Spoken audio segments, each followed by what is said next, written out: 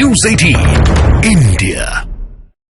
संवाद यानी कि चौपाल से होने वाली संवाद में अपने सबसे खास मेहमान से इसकी शुरुआत करेंगे और जोरदार तालियों के साथ आप स्वागत करिएगा नॉर्थ ईस्ट के रॉक स्टार कहे जाने वाले पॉलिटिशियन, बेबाकी से अपनी हर बात को रखने वाले, साथ ही केंद्र सरकार में कई महत्वपूर्ण मंत्रालय भी आप संभाल चुके हैं, देश के अर्थ साइंसेज मंत्री किरण रिजिजू जी का आप सभी स्वागत करें। और उनसे इस चर्चा के लिए मेरे सहयोगी अमन चोपड़ा को भी मैं मंच पर बुलाना चाहूंगी ताकि सबसे पहली सार्थक संवाद आप सभी के सामने हो। अमन, मंच आपके हवाले।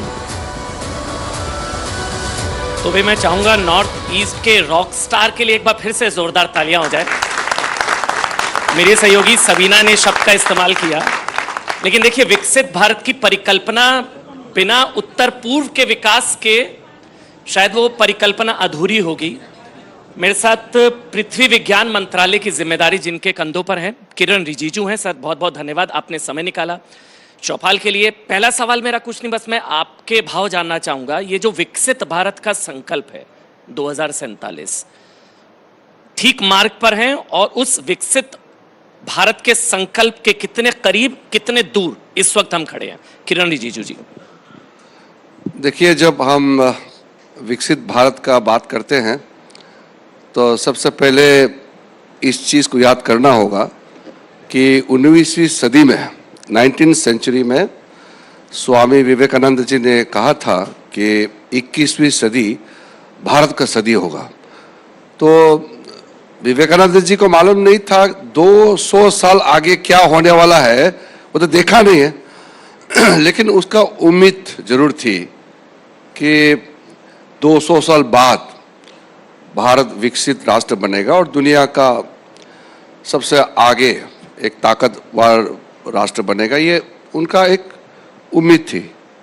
और जब हम आज देख रहे हैं कि हमारे आंखों के सामने में वो सपना साकार हो रहा है, अब इसका 2-3 पैमाना है। बहुत ज़्यादा डिटेल में चर्चा तो नहीं करूँगा, लेकिन इतना मैं बताऊँगा कि हमारा जीवन काल में ही हम 155 देश घूमा हुआ है। मैं मंत्री बनने के बाद तो इतना घूमता नहीं है, जब जाता है तो मीटिंग के लिए जाते हैं, लेकिन उससे पहले जब मैं सांसद थे, उससे पहले जब यूनिवर्सिटी में थे, तो मैं पूरा दुनिया घुमा हुआ हूँ।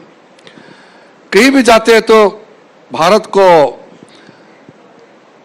किसी भी उम्मीद से लोग नहीं कहते थे कि ये आगे जा करके पूरा दुनिया को लीड करेगा।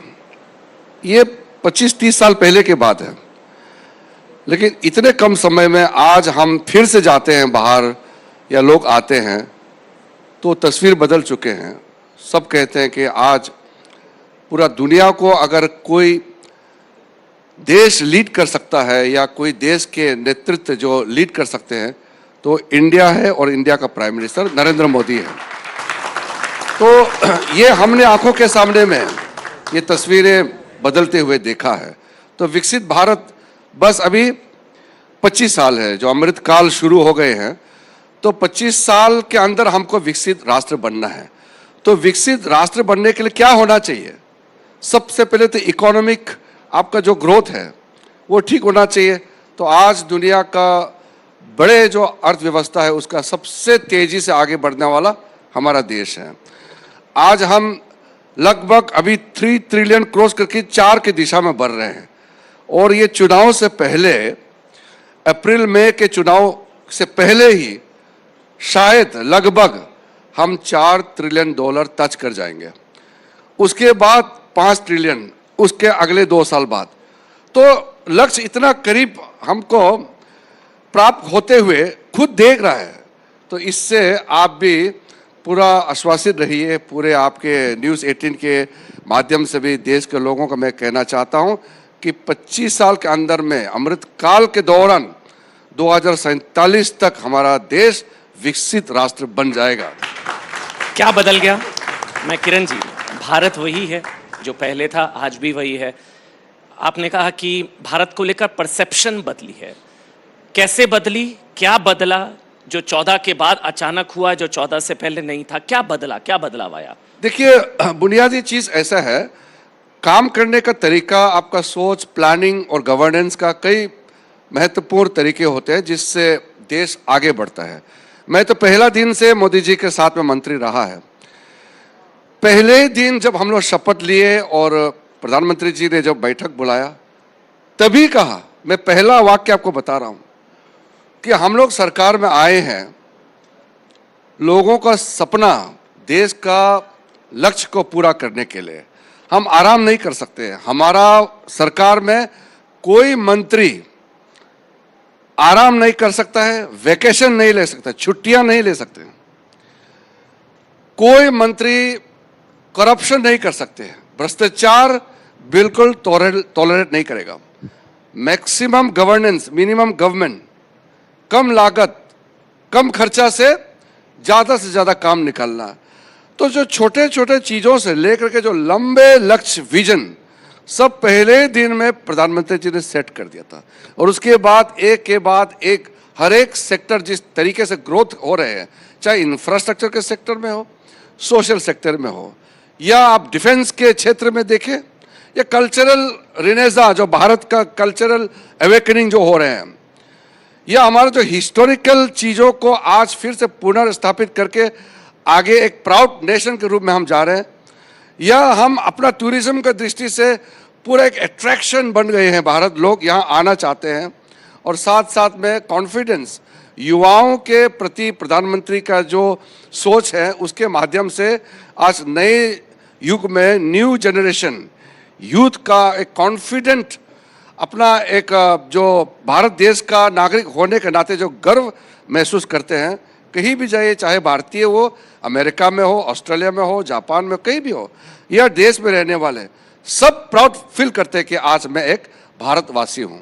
नहीं, लेकिन आपने एक चीज़ का जिक्र किया, ये मैं आपसे वैसे जानना चाह रहा हूँ, प्रधानमंत्री को लेकर थोड़ा बताइए। Is a tough task master, मतलब वो स्ट्रिक्ट रहते हैं, बहुत टफ, क्योंकि आपने कहा छुट्टियाँ नहीं मिलती हैं, कोई मिनिस्टर छुट्टी नहीं ले पाता है, काम को लेकर मैक्सिमम गवर्नेंस का आपने जिक्र किया, टफ टास्क मास्टर है पीएम। देखिए, हमारा पार्टी में एक व्यवस्था, मैं तो अटल जी के साथ में भी काम किया, बाद में फिर हम विपक्ष में रहे, आडवाणी जी के साथ में हम लोग ने पार्लियामेंट में काम किया। लेकिन 2014 के बाद, क्योंकि मोदी जी के साथ हम लोग कई सालों से तो काम करते आए हैं, मोदी जी हमारे पार्टी के महामंत्री थे संगठन के, लेकिन जब वो प्रधानमंत्री बने तो उसका गुजरात में लंबे से मुख्यमंत्री रह करके जो उन्होंने एक्सपीरियंस, या जो उन्होंने एक तरीके से काम करने का उसका एक्सपर्टाइज जो है, वो प्रधानमंत्री बनने के साथ साथ देखने को मिला। ये हेडमास्टर का जो आप कह रहे हैं, इस तरह का नहीं, एक नेतृत्व जैसे होना चाहिए कि जो हमने लक्ष्य तय किया है उसको प्राप्त करने के लिए पूरा समर्पित भाव के साथ कैसे काम करना चाहिए, वही आज कैबिनेट में हम लोग जब बैठते हैं या पार्टी का मीटिंग करते हैं या कहीं भी आप देखिए प्राइम मिनिस्टर का कमिटमेंट, तो उसमें हम लोग ठीक है मंत्री साथी हैं, मगर देश को सबको मालूम है आज कि मोदी जी कैसे काम करते हैं। हम लोग तो सुबह शाम देखता ही है, लेकिन आज तो देश देख रहा है। और मोदी जी का प्रशंसक तो सिर्फ हमारा देश में नहीं है, आप सब जानते हैं, पूरे विश्व में बड़े बड़े देशों का जो नेता है, प्रधानमंत्री, राष्ट्रपति, वो खुद भी सार्वजनिक रूप से कहते हैं कि मोदी जी सबसे रॉक स्टार है। मैं नॉर्थ ईस्ट का नहीं, मोदी जी रॉक स्टार है।